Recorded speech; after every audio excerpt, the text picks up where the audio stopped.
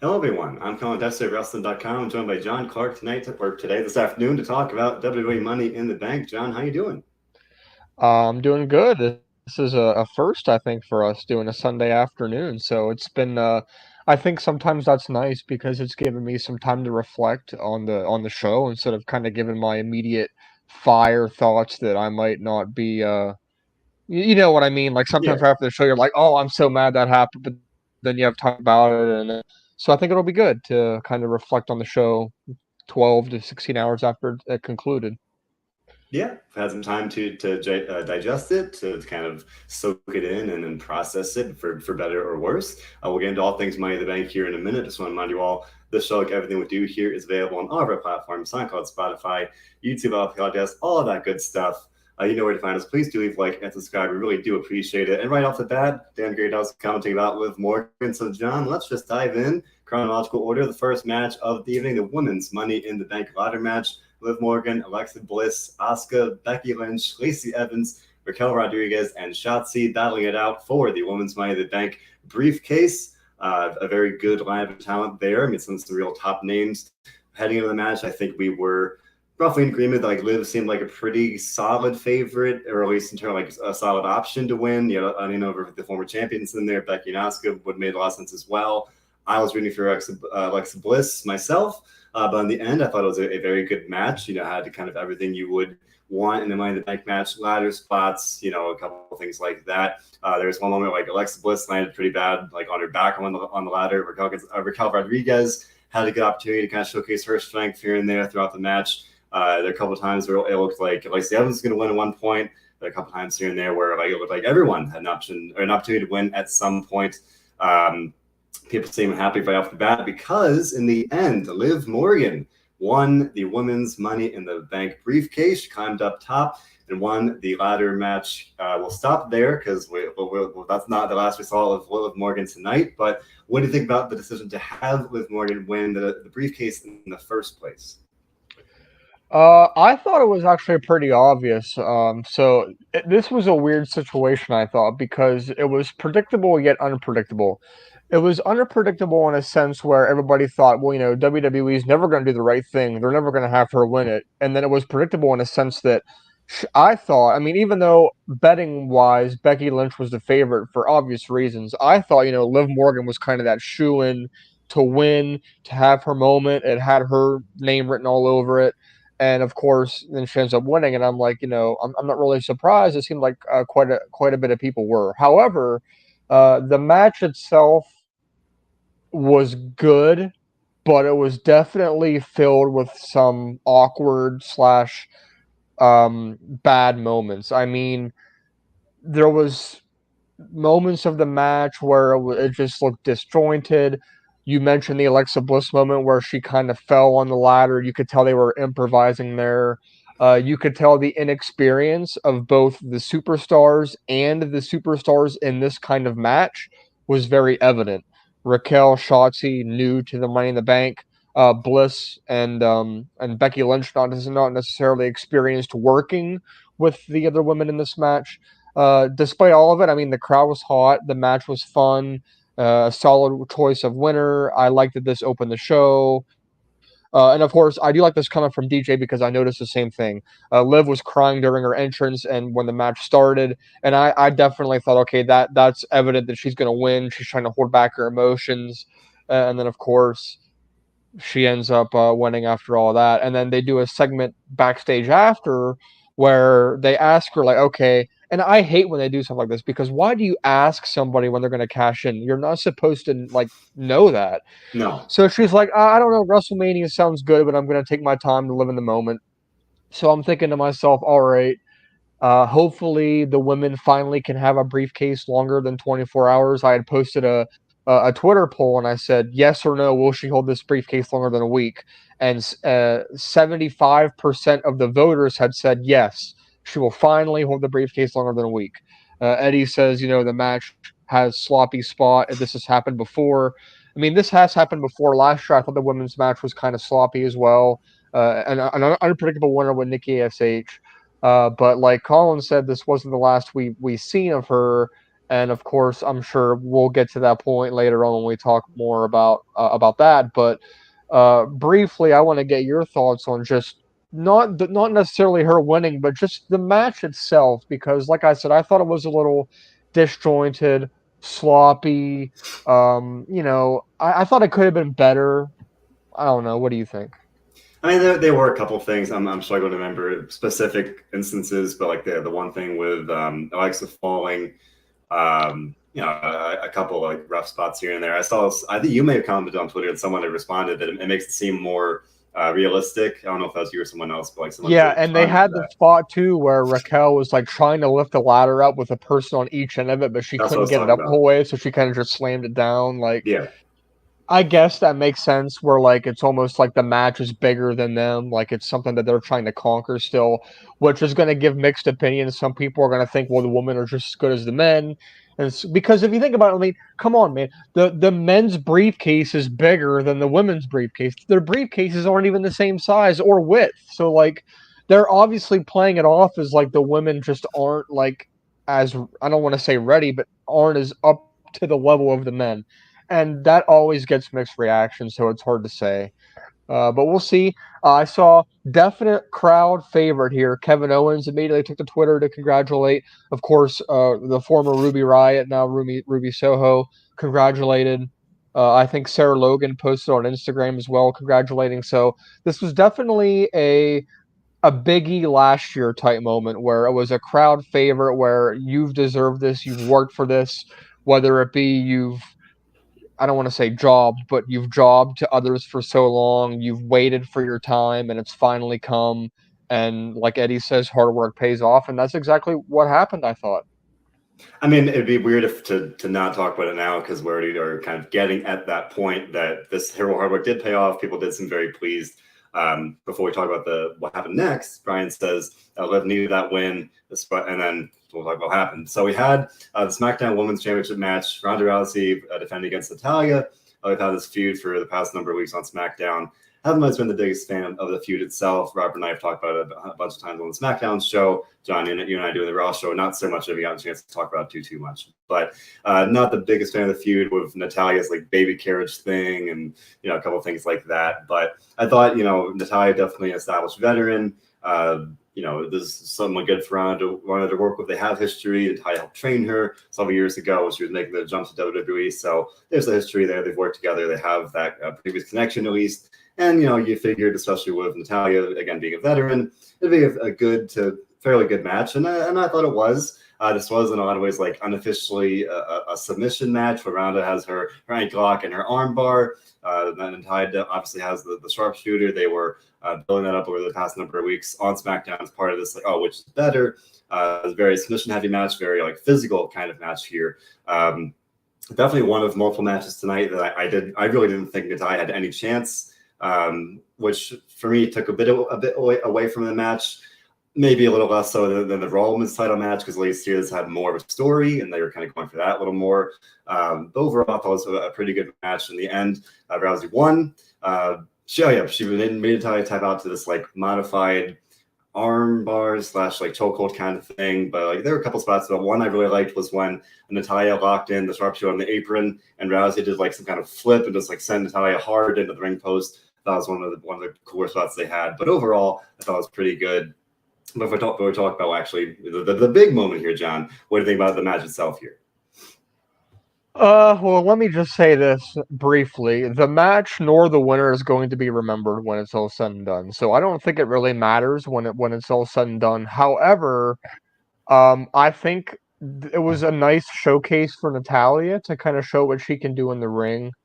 But I mean, honestly, just based off of what ended up happening after, like I don't even really remember a lot of like what was in this match or what happened. I just know that they were definitely trying to sell like Ronda having an injury to the extent that after all of what unfolded happened, people genuinely thought that she had an injury that was going to need to be addressed because she was basically selling. I don't know, was it the knee? I think or I knee think or so. elbow or something. Something But like she that, was yeah. selling it. She was selling it so well, like it just made what ended up coming like believable, I guess, because any other day of the week for me, it wouldn't have been believable. But based off of what they did and how they did it, it was believable. So without further ado, we might as well, reveal, and people should know this if they're watching us. Liv Morgan's music hit, and I'm thinking to myself, there's no way that this is actually like going to happen. Like, come on, this is going to be a tease, right? But she comes out immediately, like right in the face of Ronda, slams the briefcase to the ref, like, we're going to do this now. They do the whole, she's cashing in, and then the bell rings, and I'm like, oh my God, they're actually doing it. So she cashes in, and all of a sudden, Ronda gets her and puts her in. Was it the ankle lock, I Yeah, believe? yeah. And I'm like, and I actually wanted like Liv to tap out. I was like, Maybe a please, little bit, yeah. I was A like, little bit. please, like, just make this place go nuts. Have Liv tap out and like make that match like the most pointless ladder match ever. Because like an hour later, it's for nothing. And of course, they tease it. They tease it. Liv kicks out, and of course, the only way, believable way that I think she would beat Ronda, she rolls her up, holds her down, gets the win, uh, becomes a champion. Ronda respectfully hands her over the title. And here I'm thinking, here's another opportunity, Colin. Is Ronda going to attack her and turn heel like she's wanted to do for so long? Nope. She's going to make the moment. She's going to give Liv her moment, walk out, and do that. So we got that. The energy, the excitement, the genuine happiness of the crowd, Liv Morgan, just everybody. I find it unforgettable. Basically, like Michael Cole. Michael Cole was ecstatic about this too. May add. Um, Basically saying we have a young woman here devoted to adulthood and becoming a champion, chasing her dream, always falling short, finally winning. So Mike Cole's like saying, not this time, not now. Liv Morgan finally, basically since she's gone to NXT and has never been able to win a championship, she's a champion. So I'll let you give your opinion on that before I move on to what I want to say about this next. What did you think about all that?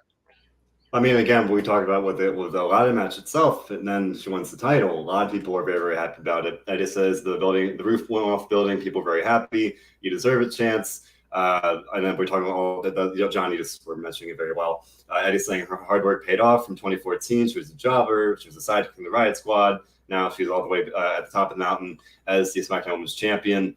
So definitely deserves credit for that. There were other comments as well. And yes, DJ, Michael Cole did use her real name. Yeah. Yeah, he said Diana or something like that, Gianna. right? When I first Gianna, saw right? Gianna, Yeah, when she walked yeah, into the performance center the first day, she told me that she was going to be a champion one day or something like that, and here she is. yeah. Indeed, is saying finally Weather's champ. WWE's pushing younger talent. This is good. I will say at least like they're trying to make somebody new. I am skeptical because last year we had Nikki ASH and that did not go very well. I hope this works out better. Obviously, Well, honestly, yeah. Well, Nesha's saying long overdue, but now that you mentioned like the Nikki ASH, that does beg the question because, like I said last night, people were like, "Well, if Ronda's like legitimately hurt, what's next?" However, a report had came out this morning. You can read about it on WrestleZone. I just wrote about this like 2 hours ago. The plan actually is for this feud to continue / start. So Ronda's not going away. It appears that Ronda is finally going to turn heel, maybe this week, whenever. For those of you that don't know, Ronda wanted to be a heel ever since returning this year, but fans cheered her at the Royal Rumble, so WWE threw a curveball and said, "Hey, go out there, don't act like a bitch." She's like, "But I love to act like a bitch." So it looks like she'll get to do that finally. But here's my concern about this. They're going to continue this feud, but Colin, like how realistically, how believable is it that Liv Morgan could beat Ronda Rousey cleanly in a singles match at SummerSlam? Or is it going to be a 1 month thing like it was last year and heel Ronda gets revenge and wins at SummerSlam? Eddie's saying, imagine Charlotte or Ronda beat Liv at SummerSlam. It's going to be Ronda, I think, but I'm not saying she's going to win. It's going to be the match, though. The stadium will ballistically boo if this happens. So I'll ask you a two-part question: is what do you think is going to happen, and what do you want to happen? Because what do I think and want are the same thing. I want and think that heel Ronda is going to win, and that's going to be like it for Liv. What do you think and want? um, at the very least, in the short term, I will say I think heel Ronda and feuding with Liv is probably for the best, and it's probably what I want in this case. SmackDown needs it too.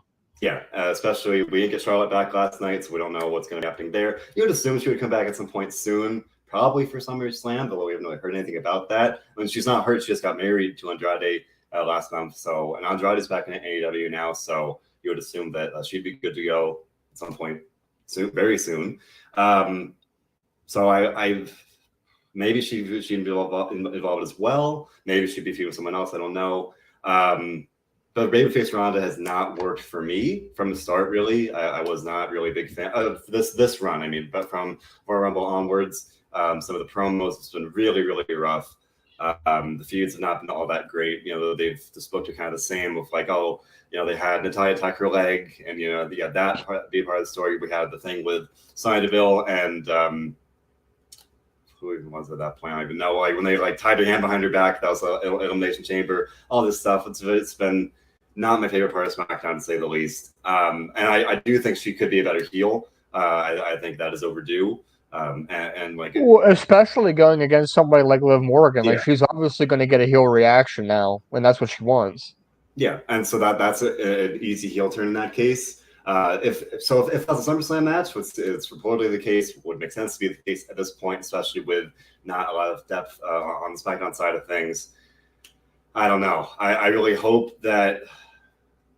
I mean, like we were saying a minute ago, if Ronda wins, the crowd will be just so upset. Like, and like we saw it last year with Becky and Bianca. Like, oh, it's all about the heat, all about like, you know, trying to set up that payoff.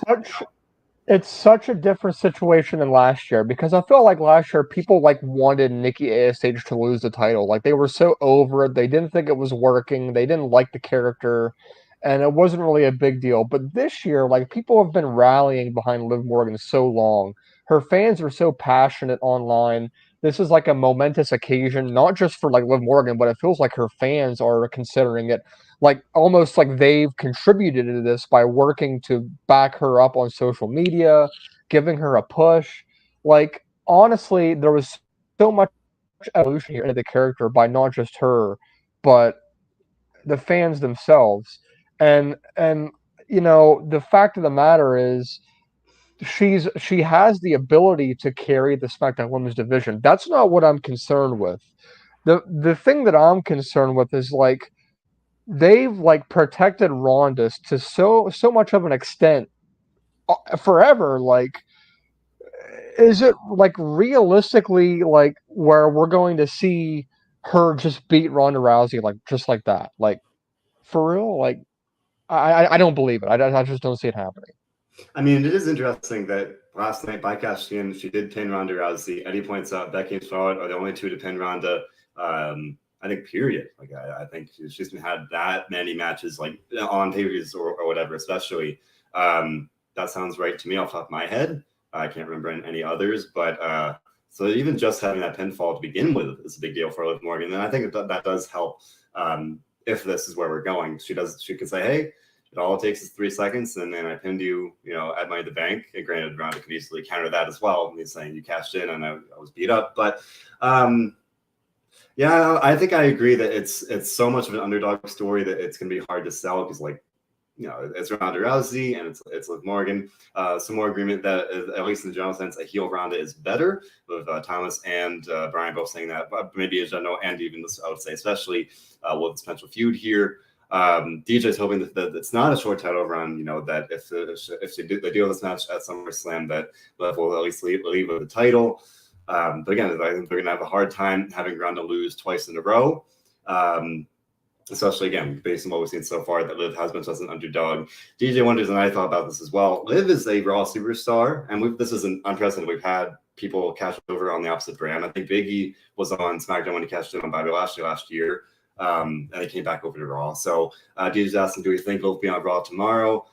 Potentially. I mean, you got to fill 3 hours somehow.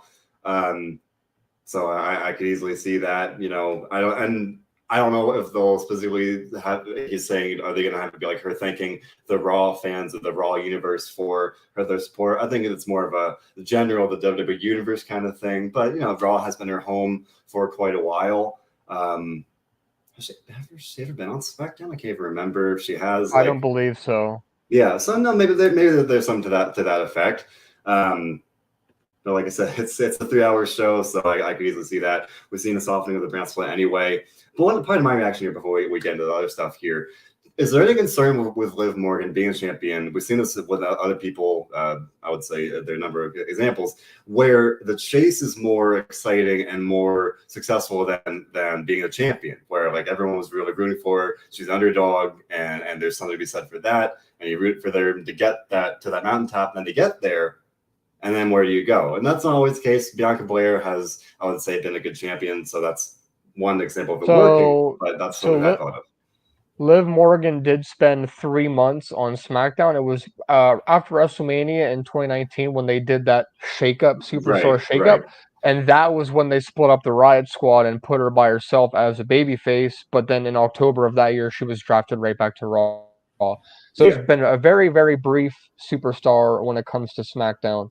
But when it's all said and done, it doesn't really matter. Like I assume she will be there tomorrow. I don't think it's going to be like to thank. Like I don't think it's going to be like a goodbye to Raw. It's going to be probably continuing to build her next storyline. Who knows if Ronda will be there too? I mean, it is July 4th. They are probably going to be looking to pop. They're not going to have a good rating, but they're probably going to look for some kind of a big moment to at least get YouTube views or whatever. But here, something I want to point out as well. I mean, while we're talking about the women, we might as well talk about the last part of the women on this card, which was the Raw Women's Championship match between Belair and Carmella. They gave us a very big tease that made me think she's not coming out tonight. Because after, to nobody's surprise, by the way, Bianca Belair won and beat Carmella. But afterwards, Carmella continued to beat down Bianca to make fans think maybe Liv Morgan's going to come out. And then she didn't, which was a swerve for later in the night to have people not even thinking about this. And then, of course, they pull the trigger. So, speaking about that match itself, Carmella has actually done a pretty good job in the past couple weeks to reinvent her character and to make it relevant again because she had been basically she was with Queen Zelina, who we haven't seen in forever, and then she was relegated to the 24/7 stuff that wasn't really doing too much. But now, like, I think she's oftentimes overlooked and underrated, and I think last night she showed that. During her championship reign in 2018, she did very well. I mean, last night she had a pretty good match, turned up the aggression, and of course she was a quote unquote placeholder for Bianca, basically because Rhea Ripley couldn't compete. But Carmella did what she had to do. So here's what like I'm thinking. Since she attacked after the match, is this not over yet? Oh no way! Yeah. Okay. That this is an easy way to get a rematch. Like, and I don't think it needed it. I don't think it needed one because it felt like a very clear placeholder, temporary kind of thing. And yeah, Eddie, I agree. Where at least for the first part, I was saying Bianca will face Kamala on Raw, if not this week, maybe next week, whatever, and then she'll go on. He's predicting Becky Lynch for SummerSlam. I don't know about that. I would say if Rhea Ripley's healthy and ready to go, I would say that's probably at least my preference. I can't say like what's more likely, but like they just had a year-long feud with Becky and Bianca. I don't think I myself am not eager to see that run back quite yet. I definitely agree about Carmella, being underrated, being a pretty reliable, consistent, person you can kind of plug in and have something like this where it's like, yeah, to me, I'm watching this. I know there's no chance Carmella's going to win, but it's a fine match. It's Bianca's a great babyface. Carmella is a very good heel as well. That's just that Carmella is, or Miss Mela is money, as she says. So I thought this was good. And yeah, Carmella did attack her after the match. And to me, that definitely was a rematch whenever, tomorrow on Raw or whatever it might be. Hopefully now is not the SummerSlam match because that's not like a very big show match. But one thing I do want to say, what? I was going to say, to me, there's only two possibilities for Bianca at SummerSlam. It's either Rhea Ripley or Bayley. Yeah. Bayley was another one people thought the Money in the Bank might be the time. And yet another show that came and went. Reportedly, Shawn Pfeiffer reported that she's kind of very ready to go, that she's been training, that we can kind of start to potentially see that at some point soon. He didn't report that and saying that he reported that she was training and like that she's been kind of getting ready.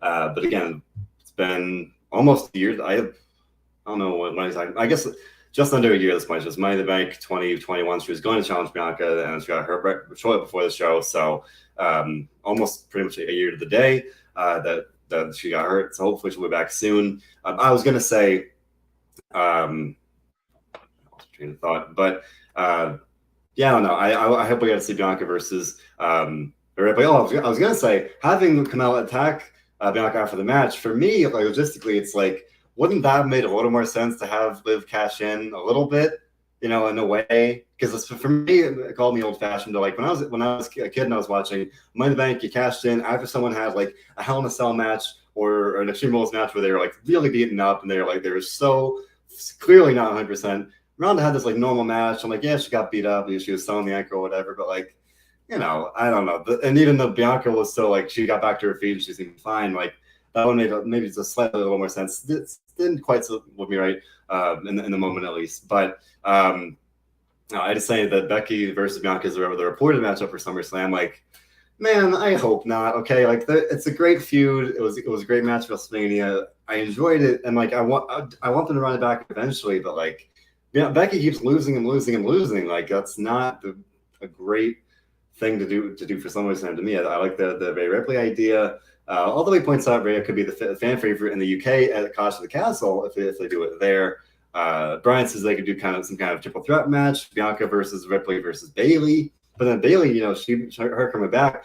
At least I would hope they build her up a little more. Have her get some wins, and they don't have a lot of time to do that. What makes them think that Rhea Ripley would be the favorite at Clash of the Castle? Because she's what is she? She's from Australia. Yeah. So I guess at the very least, like I don't know, maybe it's a blanket statement, like everyone from overseas, could be Yeah, I more, get what you're saying. you know, Especially because of her ties with Judgment Day, with Finn Balor like being from over there as well. Like that would kind of make sense. yeah, Um, but like I said, to me it has to be Bailey or Rhea Ripley. And if Rhea Ripley's not ready, why not just have Bailey come back and literally pick back up that is fair. almost a year to the day that they were going to have another championship match. Like that's like 2 weeks from now when they were supposed to have the last Money in the Bank match. Now we're about 1 year from when the injury actually happened, and then of course they had to wait. So to summarize the first basically half hour of our show, where we talked exclusively about women, the women basically showcased themselves pretty good last night, I thought. And we come out of this with Liv Morgan and Bianca Belair as the champions. I still think Bianca Belair is like the top female superstar in the company right now. She is finally starting to also get like media attention. We've seen Yeah, her on NBC multiple times for whether it was the Kentucky Derby or she was on some kind of a reality dancing show as well as a guest host or something. So she's definitely picking up momentum as well. So we'll see what they do there. But overall, the woman had a pretty good showcase last night. yeah. I do want to mention. I was definitely impressed with Bianca, especially like she was doing kip ups. She flipped off the top rope. Like this is stuff she does in a lot of her matches. But when I was watching it last night, I was like, wow, like she really is just such an incredible athlete. So I'm very glad to see her having a good time. It's been very good to see. But Eddie pointing out Rhea Ripley, even if she's not from the UK, she was one of NXT UK's the brand's top stars. So maybe less the specific like link to the UK specifically, but more so the NXT UK in general. I like that connection. So maybe that would make sense, especially if she isn't ready to go for SummerSlam. You could easily do that for Clash of the Castle. But much more to talk about here for Money in the Bank. Yes, we already got comments about it, but Anessa says she's very glad that Theory lost the title. That's exactly what happened. Theory lost the United States Championship to Bobby Lashley. We've had this feud for a couple weeks now on Raw. We've had pose-offs. We've had baby oil. We've had gauntlet matches and everything in between.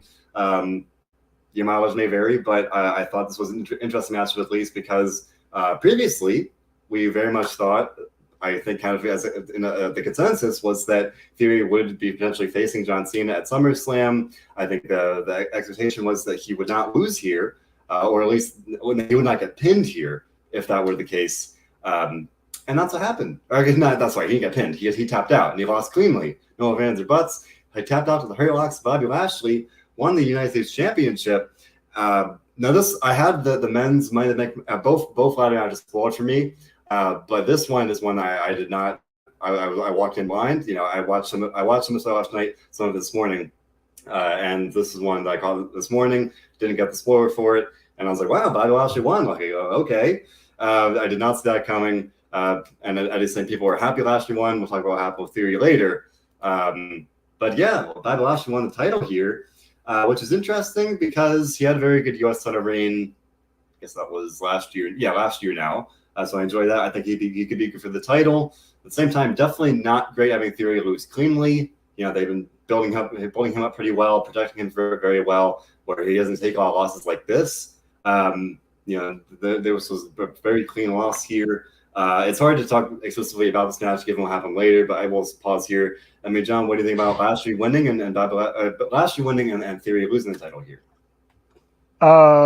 Actually, there was no like high spots in this match, no high flying. This was like just hard hitting action. And honestly, even though Theory lost, it showed that his ability to hang with top stars is there. Like, people like to talk about him and judge him in various ways, and the things that people say sometimes, and it's whatever.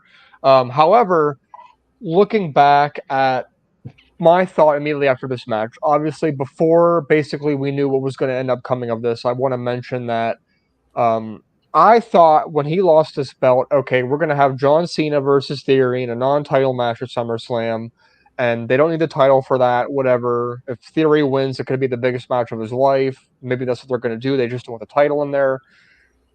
And at the same time, I'm thinking, okay, well, this takes the United States Championship basically and elevates it to be that potential for a top title on Raw that they haven't had in quite some time. It also gives Bobby Lashley the chance to basically etch himself as the top babyface, maybe in the company. I was going to say just for Raw, but maybe in the entire company while Cody's out, while Randy's out, whatever. And also, it gives, like I said, it gives something a belt for people to actually wrestle over. So I was fine with this. I was also surprised by this, as most people were, because I was expecting a DQ. He's going to take the title and just walk out or whatever, but that's not what happened, and it was a genuine surprise that I was impressed with. Yeah, for me, if things make sense, by and large, I like to be surprised, and I like to kind of be kept on my toes. So I definitely did not see this one coming. There are a couple of reports going out, and Eddie brings it up here that Theory versus Cena reportedly, take it with a grain of salt, but it may not be SummerSlam, it may be moved to WrestleMania, which makes sense to me. That way, you get to build Theory up more. WrestleMania is bigger, than SummerSlam, just in general there. I did think Theory, again, my issue here was that Theory lost it cleanly. There really was no shenanigans, no nothing. Just like straight up got tapped out. Gia just said Theory, and we wound up seeing him later in the night, obviously, saying that what happened there with Theory being in a Money Bank match was expected. After that loss, but it's stupid. He says he could still see Cena versus Theory at SummerSlam, not for the briefcase, not for the title. Derek says Theory would never be compared to John Cena and Randy Orton. I mean, I feel like at least they are trying to book him in that way, like where he is being booked as this top guy. Like he reminds me of the young heel Randy Orton, like Evolution days, kind of similar vibes of like the chosen one in a way, because he's literally here we saw him get this big opportunity later on in the show, and we just kind of have seen that in general. But no, it's hard to compare to John Cena, but there are comparisons for the younger editions of those guys. Like that's the way that he's been presented at this point. One part of this that is pretty exciting though, with Bobby Lashley winning, if he keeps the title for a couple months, if Bobby Lashley and Gunther retain the titles up into the Survivor Series, we could in theory get that match. And as Eddie says, big meaty men slapping meat or slapping each other, as he says. I think that'd be really, really cool. And I think that's a pretty safe bet. I mean, I don't think Gunther's going to lose anytime soon. Lashley probably not likely as well. Where he's usually booked pretty strongly in his own way. So, and Survivor Series is only a couple months away. So, yeah, I think that's something we could potentially look forward to. Although a lot could happen between now and then. Eddie points out that it's fair. WWE fans always say, "Oh, WWE needs to create new stars," but then they try to give Theory a big moment, and a lot of fans are upset. Trying to hold off on talking about it. It's hard to just stop and not talk about it. Yeah, you know what, John? Let's just dive in. All right. So we had the Money in the Bank match, the main event. Sorry to talk about it because we're talking about Theory. So we had Theory lose the U.S. title, gets tapped out early in the show. All the way to the opposite end of the spectrum, where we had time for the main event, men's Money in the Bank match. We got 7 men. They're ready to go. Adam Pearce comes out and says, what better way to add to the show than to add one more man to the Money in the Bank match? Lo and behold, it's Austin Theory. The crowd was not happy about this one. The crowd was immediately booing. So Theory joined Drew McIntyre, Madcap Moss, Omos, Riddle, Sami Zayn, Seth Rollins, and Sheamus. Already a very good lineup of talent there. And then you add Theory to it. So, in general, it's good to add more talent to a match. I mean, I'm usually in favor of that. I really don't like the trope of like having someone lose and then having them win something even bigger later in the show. They did it like with Bret Hart. I think that was WrestleMania 10, a long time ago. They don't do this a whole lot, but it's often enough where I'm like, it just bothers me, especially with this. Like, you had Seth Rollins. I think he was probably I liked him more, probably the best of the options in this match. No one like really jumped out to me. I was like, oh, I really want blank to win this match, but like I don't love this. I mean, I don't know. Like the guy just got tapped out, and like Money in the Bank is a big deal. I mean, I love Otis, okay, but like, was he ready for Money in the Bank? No, and we know how that went, okay. And like now this, they've been building Austin Theory up very, very well. But someone had said earlier, like, can we actually possibly see Theory pinning Brock Lesnar or Roman Reigns? Like that was Derek saying that. That's a hard sell. And like even if he holds on to the briefcase for a couple months, like is he at that level? Well, obviously we saw a massive push here beginning earlier this year. The fans were rejecting this. They still are rejecting this. Theory's character, his credibility as a force to be reckoned with. It just rubbed people the wrong way. As soon as they came out and announced he was going to be in this match, I don't think there was any question that he was probably going to win. Unfortunately, you could see the crowd visibly upset about this and, making it known they didn't all like this. However, if you're just thinking about Theory in his career, it's a good moment for him. He certainly has been at least putting in the work. I mean, he's been wrestling at every house show, performance center. He's been trying to get better. His heel character work has been off the charts. And of course, it got the fan reaction that they probably wanted. However, I don't see a scenario that's believable where he could cash in on Roman and win this. So at the very least, I think they're going to build him up as this character, sort of like they did before, with like maybe Colin, where he just holds the briefcase for a while, maybe until WrestleMania or who knows. The match itself was pretty good storytelling. The workhorses of this match were Sheamus and Drew McIntyre. They both spent about 12 minutes in the ring. And then Theory only spent 6 minutes in the ring of the whole match. So, of course, he ended up winning. It is what it is. I wasn't happy. Not really much else to say. I mean, what did you think? I mean, yeah, I don't know. I don't love the choice here. Derek says that storyline wise, Rollins, Riddle, and Zayn would made a little more sense, or at least been a little more fun here as options to win. And that just says that Riddle should have won. I don't know. I didn't love this like show closing visual of Theory winning here, and like that's kind of the note you go out on. Like people were really, really happy by and large about Liv winning. So that might have been a better, show closing kind of thing. That just says the Theory could tease cash-ins for a while. I mean, yeah, I always like that as part of the Money in the Bank appeal of like, oh, are they going to do it tonight? Are they going to do it whenever it might be? Brian says it was cheap to put Theory in. I mean, yeah, I think that's what they do. As we're talking about, like they've really, really tried to put Theory in that spot in general, and like just in that featured spot here from the start. Back with the whole. The $1 million egg around Survivor Series, like he got a WWE title shot pretty soon after that. And ever since then, he's been pretty featured. The DJ says hopefully they'll pull an Otis and have Theory lose it in a match. I don't know. I mean, they really, really seem all aboard the Theory train here. So I think they're going to try and make something of it. Eddie says Theory will be world champion in a couple of years. But then it's saying it's too soon for the world title right now.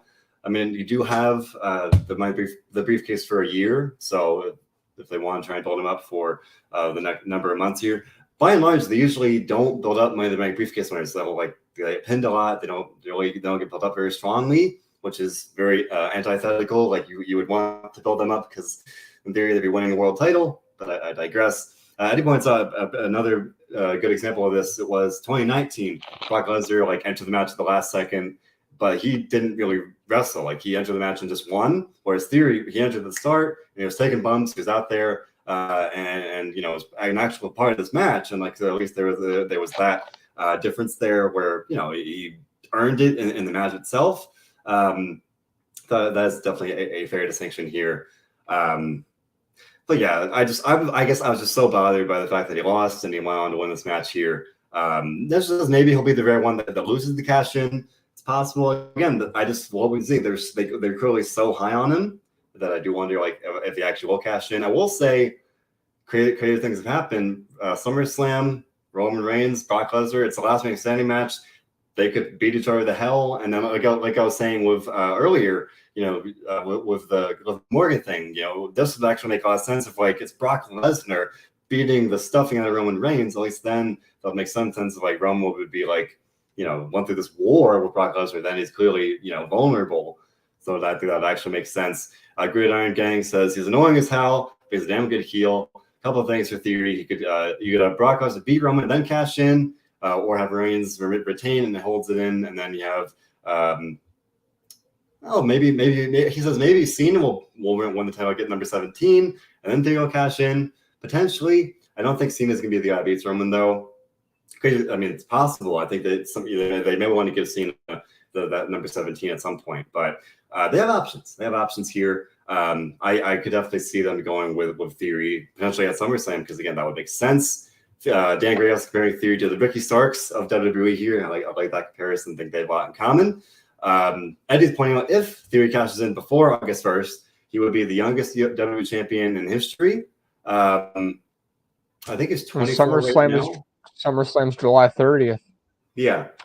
So that sounds right. I think I'll look into that. Try to verify that, but before Raw tomorrow. But he's young. I think Eddie points out he's the youngest Money in the Bank holder, so he's already made history in that sense. Youngest U.S. champion, so maybe he will keep that going here and getting the accolade to being the youngest world champion here. But did you think there were any better options here, John? Like, what do you think that was kind of the choice? Well, I mean, McIntyre was close to winning, and then Butch came out. So, I mean, it seems like they're going to be continuing that feud heading into SummerSlam in some capacity.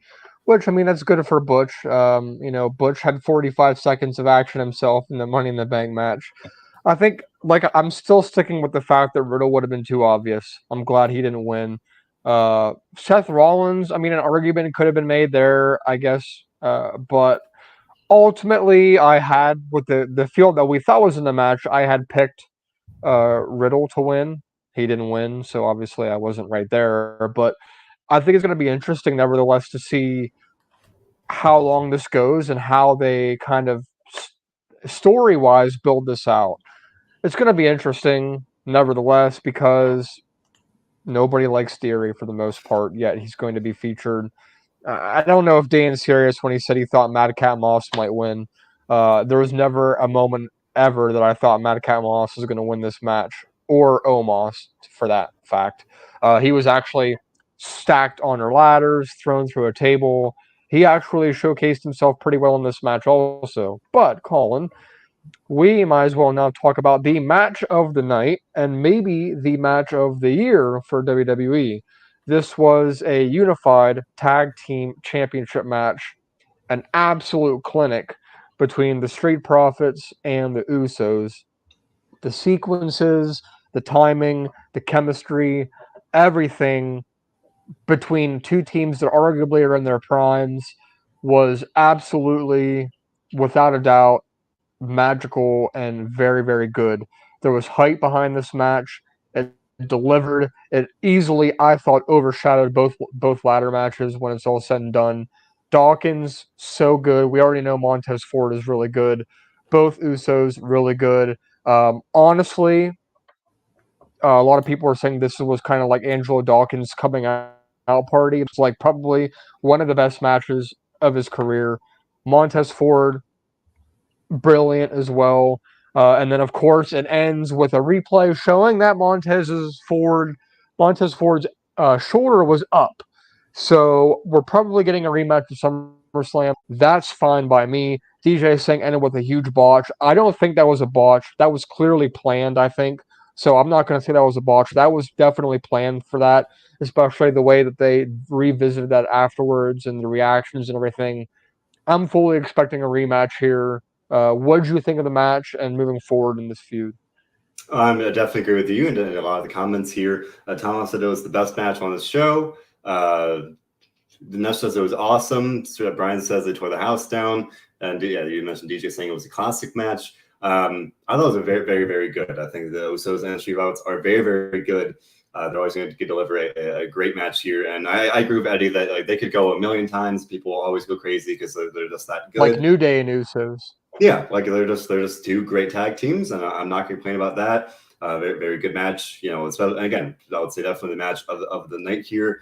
Especially if you think about like the ladder matches, like they aren't like wrestling matches, like they're like you do the ladder spot and stuff like that. This is like a match, right? This is like two teams going out doing what they do best here. Two just great tag team wrestling, and I always love to see that. Got two ideas from Dan, two comments from Dan and Eddie saying they could do a 2 out of 3 falls match at SummerSlam, kind of spinning out of this, where you know they did have that ending where Montez had his shoulder up. I think that would make a lot of sense to have a decisive winner here. I hope we can have more of a story here for if they do that at SummerSlam, because like you know they did the usual stuff the past couple of weeks of like you know the singles matches between the two teams, and like if they have a rematch, I would hope for a little more flavor, you know, a little more substance here, but not going to complain about having a very good tag team match here. They did have the thing on SmackDown where I think like Caleb Braxton that mentioned like some rumors of Angelo and Montez not getting along, maybe planting the seeds for a little heel turn. And after the match, like Angelo looked a little like upset. And then they lost. Obviously, he'd be upset, but he looked like a little upset with Montez. Like there's a little something there. And I just asking, yeah, do we think they'll split up because they're teasing it? I mean, I do think I'm already got some comments about Nash was saying they get the rematch at SummerSlam and have the Usos lose and have the Street Profits win. In that case, I would say they're probably not going to split up for a while. I mean, the fact is they don't have a lot of teams. Like, and as much as I don't love the fact that they keep kind of circling back to the same stuff over and over again, if they break up the Street Profits, like they're losing one of the few really really good teams you have. Although, definitely agree with Dan that Montez being on singles run will be great. I definitely see Montez Ford as a potential breakout But star. here's the thing, like if you're gonna do it, you have to do it where Angelo turns on Montez. To me, Montez Ford has to be a babyface if he's gonna do a singles run. Yeah. Yeah, and I agree. Like I said, saying Montez could benefit from picking up maybe more than Angelo Dawkins. And I agree. I always like Angelo. Like I've been very impressed with him lately, but like kind of from the start, I've always really seen Montez like as that guy of like he's very charismatic, athletic, like he's really got this like kind of X factor about him where I really see a lot of potential in him.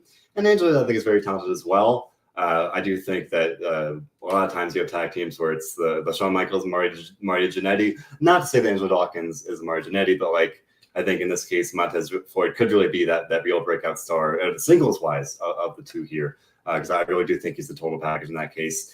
Are they going to break up anytime soon? I don't know. Ideally, they would introduce some new tag teams, build up some new tag teams before that. But if they want to do it at some point soon, you know, clock's ticking, and then they're over there. They might, and then they might have even less depth in the tag division. Although they benefit of having a very promising single star here. It is cool how, as Dan pointing out, Montez Ford and Bianca Belair, they could be this new like power couple. You know, where you have Bianca being a champion, and Montez, especially if he becomes a single star. There's something kind of pretty cool about that. But yeah, I'm not going to complain about having a great tag team match. Likely going to see a scan. It feels like going to see a scan at SummerSlam. Ideally, there'll be some kind of stipulation, 2 out of 3 falls, or you know something, whatever it might be. I think that could be a very good part of the SummerSlam card here. I'm just saying, you know, not a lot of tag teams. Maybe they'll have maximum male models versus Usos. I mean, they're getting desperate. Like they'll have a lot of other teams otherwise, but that would at least be something a little different. But I'm definitely going to look forward to potentially seeing this again at SummerSlam. I think they're going to have a hard time topping this because it was a very good match. And again, definitely the match of the night. do want to talk about this because this was something that stood out to me. And it definitely confused me at first, and then I saw people reacting on Twitter, and it made a lot more sense when I saw some things that I didn't pick up on myself. Dude is asking about the Edge / Fiend vignette of this mysterious, weird vignette here that we saw during Money in the Bank. It had a shot of like a Latino Heat license plate, a shot of the Hardy like armbands, things I didn't catch at first. It seemed very like disjointed and like chaotic, and I understand. I definitely did see the Fiend like reasoning there. People are like, oh, what's this like weird dark thing they're kind of doing? I also kind of thought of like Karrion Kross, like not that I thought he was coming back, but like those kind of things, the same kind of style. Didn't know what it was about, and then I looked on Twitter and everyone's pointed out those Easter eggs of Latino Heat, of the Jeff Hardy armbands, and that's why it very much seems to be Edge vignettes. Edge probably coming back for SummerSlam, and our own Robert DeFleece on Twitter tweeted that like it feels like these kind of crumbs from Edge's past, kind of that they're kind of going for that as he prepares to come back and feud with the Judgment Day. Edge going back to the past, so probably either a new character or the old Edge, I don't know, or maybe some hybrid of Judgment Day Edge and the older Edge, I don't know. But this definitely feels like this is Edge. Okay, like, I'm sorry, it's not the Fiend. It did feel like Bray Wyatt. Like there's definitely a comparison there, but this definitely seems to suggest Edge coming back for SummerSlam, because that's only 3 weeks away, and he's going to want revenge. So, John, what do you think about this vignette? Did you pick up on the Edge stuff right away, or did you kind of have to decipher it afterwards? I immediately went to Bray Wyatt and stuck with that assumption until people were mentioning about the gold medal.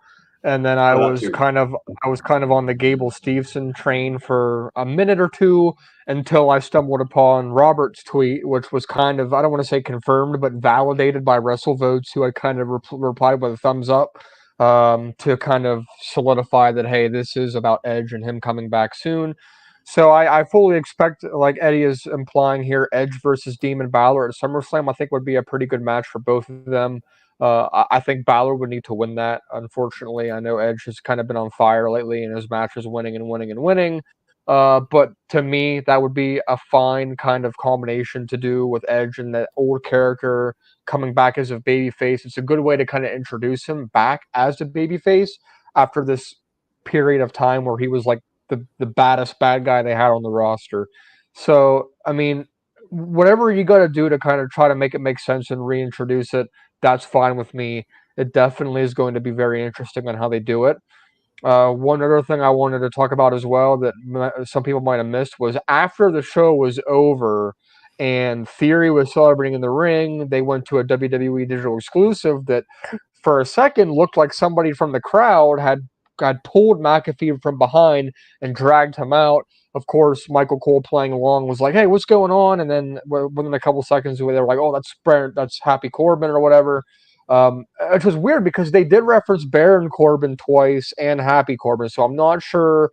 But then they released the match graphic that was Happy, so I'm assuming they're going to stick with the Happy Corbin for now. But they've made this match official. Afterwards, Pat McAfee and the McMahon family went to UFC. McAfee had a neck brace on to sell the attack. What do you think about this kind of attack angle they did after the show, kind of like an online only thing? And then 2, what do you think about the actual match we're going to see here? I mean, it's a little thing. Like I thought they could have done during the show. I mean, like it's a pretty big But then, deal. like, is that really how you want to end the Money in the Bank? Like with like No. I think Happy Corbin standing tall? Like, I don't know. I think they could have done it earlier in the show. Like I don't know why they needed to wait until the end. They could have done it like just at some point. They usually have like the between match interludes of like or whatever. The announcers talking. They do that several times throughout the show. Could have easily had Happy just kind of attacking at one point. I'm not gonna digging them for that too much. I mean, and I get it. You said it's the digital exclusive thing. Like at least then, like everyone's like, oh, what did I miss? Oh, this happened. It's important. So I get it. For me, I'm like, it's an important part of the storyline. Kind of would prefer that it was on the show, but nonetheless, I'm just saying it could be a very underrated match when it's all said and done here, because they did confirm it for SummerSlam. We had Pat McAfee's promo. I guess that was 2 weeks ago now.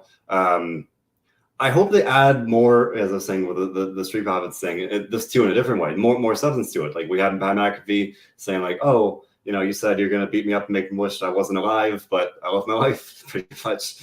And then, like, I don't like there's not much of a real hook here for me yet of like, I'm happy upset that McAfee made fun of him. McAfee's like, you're a jerk and I want to beat you essentially.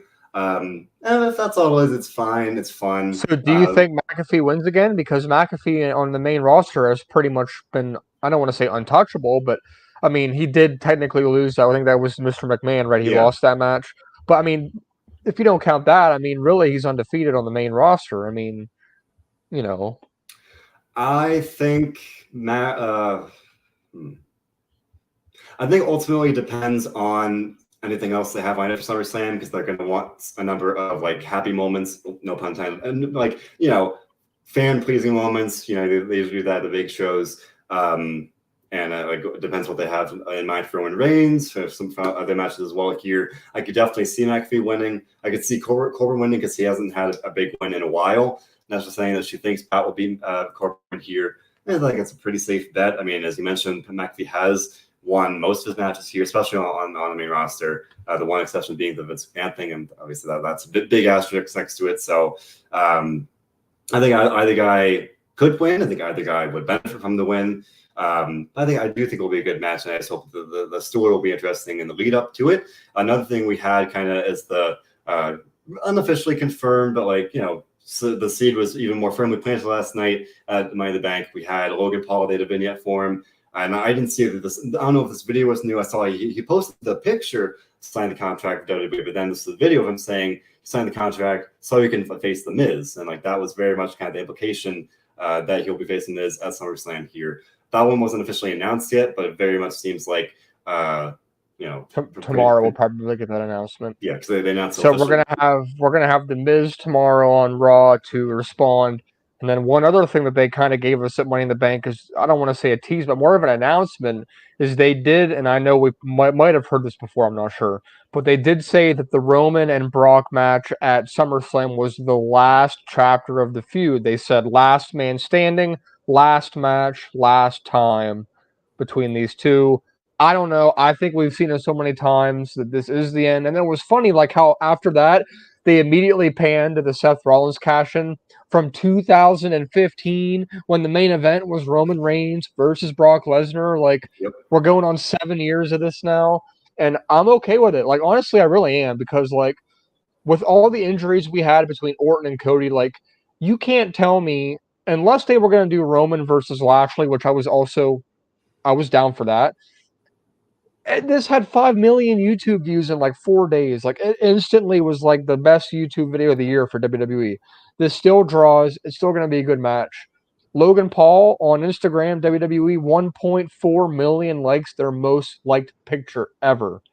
They are in this for the money and the popularity, and they don't care what your creative mind thinks or wants. That's just how it is. That's how it is. Like, hey, I get it, man. I get it. Do I like it? No. Like, do I want to see it again? No.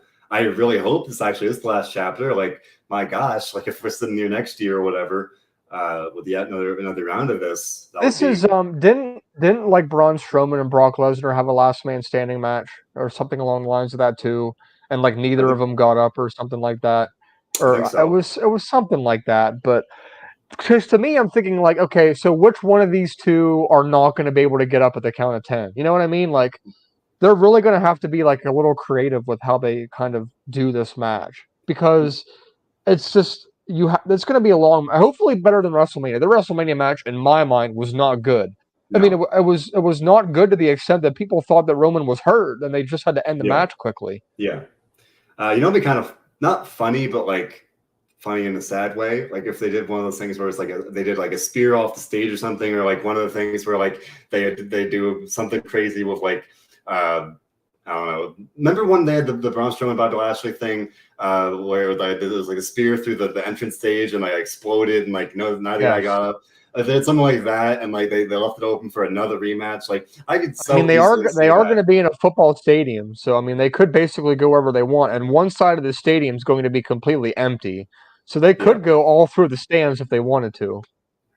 So I do hope it's good. I do hope it's the last one. Because I think most of us are ready to move on. Eddie pointing out, and I mentioned this earlier, they think specifically, well, this situation, maybe if they're both down, maybe Theory will cash in, and tactically he could say he beat both somehow. That's interesting. There's a lot of interesting things they could do with it.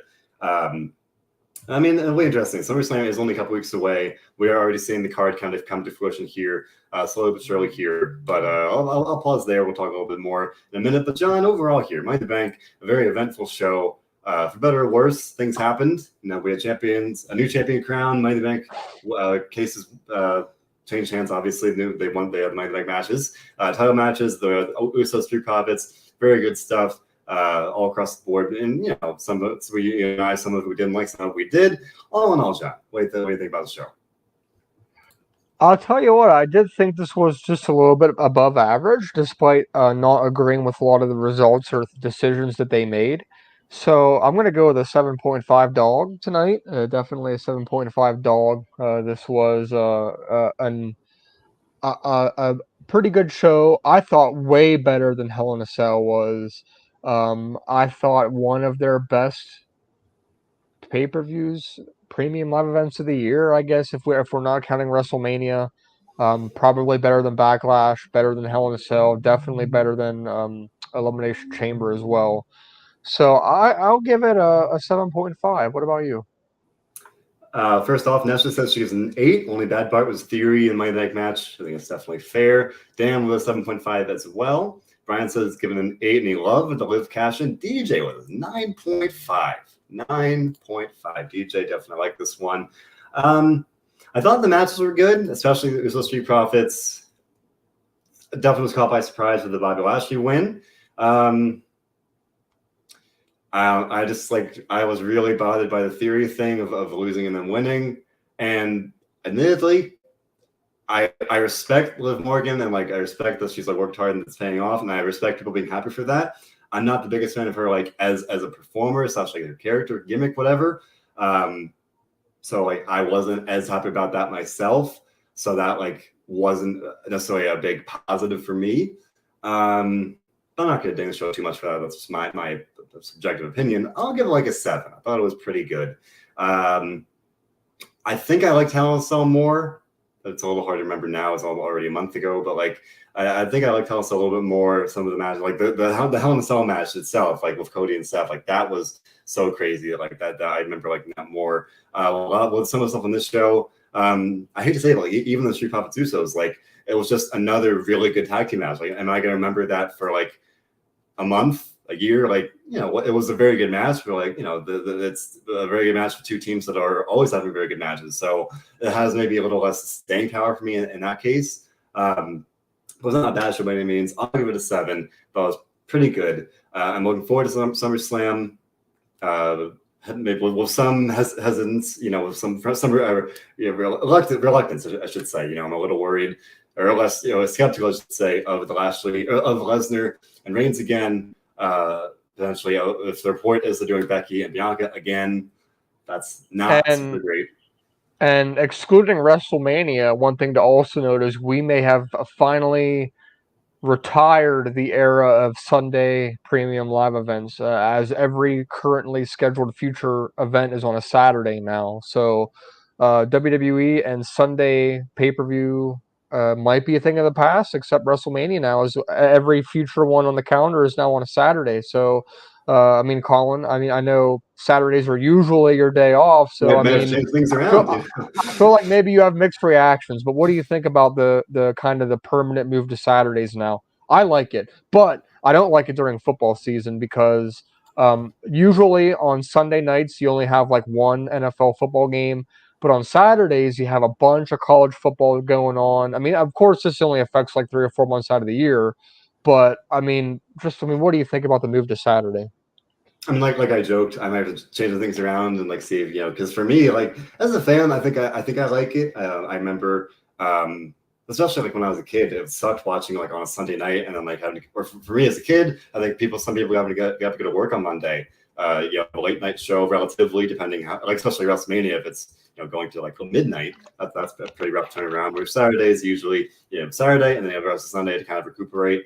So there's definitely benefits there. And then Sundays can be competitive anyway. Other pay-per-views, other football, depending. It's also good for traveling too. If you want to travel to these shows, you don't have to worry about taking off Monday after, and it also gives the superstars kind of another day of rest. Although if you're on Friday night, then you're 2 nights in a row anyway, so you can't please everybody, I guess. But it's definitely more travel friendly, I think. So, and like they mentioned last night, I mean, I mean, I won't be because I'm going to SummerSlam, but we'll be back at this again in less than 4 weeks when there's another major, the second biggest event of the year, biggest party of the summer. In July, may I add.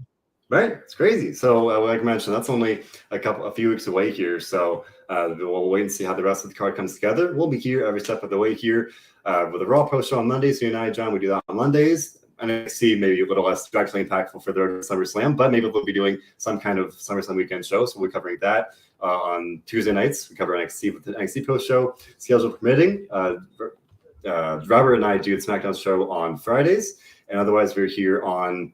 The two down dudes on the page cover all things AEW. Here they're a little bit of a flexible schedule, but we like and subscribe so you can see all their newest stuff, as well as a great of interviews. Counts from you guys. We recently had an interview with Ric Flair. I interviewed GCW star Tony Deppen. Lots of great stuff always coming out here. YouTube, SoundCloud, Spotify, Apple Podcasts, all the good stuff and more. So please do leave a like and subscribe. We appreciate it. That being said, John, we here also do one thing above all others, and can you tell me what that is? Enjoy wrestling. Indeed. Thanks for listening, everybody.